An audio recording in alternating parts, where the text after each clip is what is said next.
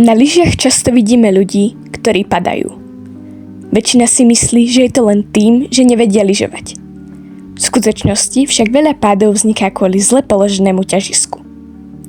Aby sme pochopili, prečo k tomu dochádza, musíme si najprv vysvetliť, čo je to ťažisko a akú úlohu má pri lyžovaní. Ťažisko je bod, v ktorom je sústredená hmotnosť tela. U človeka sa približne nachádza v oblasti trupu, najčastejšie okolo brucha. Poloha ťažiska má veľký vplyv na našu rovnováhu a stabilitu. Ťažisko však nie je u každého človeka na rovnakom mieste. Závisí od veku, postavy a rozloženia hmotnosti tela.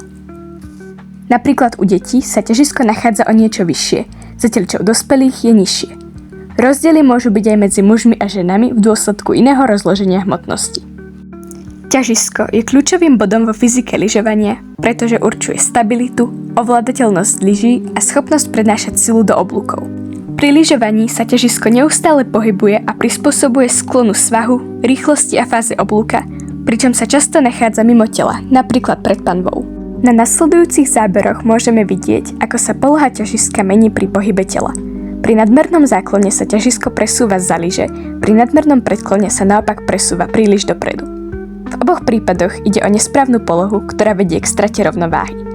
Pohyb ťažiska sa neprejavuje len v predklone a záklone, ale aj pri zatáčaní. Prenesením váhy na jednu nohu sa ťažisko tela posunie nad túto lyžu, čo umožňuje stabilné zatáčanie a lepšiu kontrolu pohybu. Vďaka tomu lyžiar nestráca rovnováhu a dokáže plynulo meniť smer jazdy. Po pochopení správnej polohy ťažiska a prenášaniu váhy sa lyžiari dokážu na lyžiach pohybovať istejšie a plynulejšie. Ich postoj je stabilnejší, kolená sú pokrčené a váha tela je správne rozložená nad lyžami.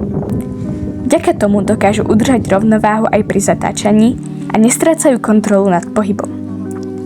Správna práca s ťažiskom pomáha lyžiarom jazdiť bezpečne a s istotou. Keď vedia, kde majú váhu tela a ako ju prenášať, lyžovanie je plynulejšie a bez zbytočných pádov.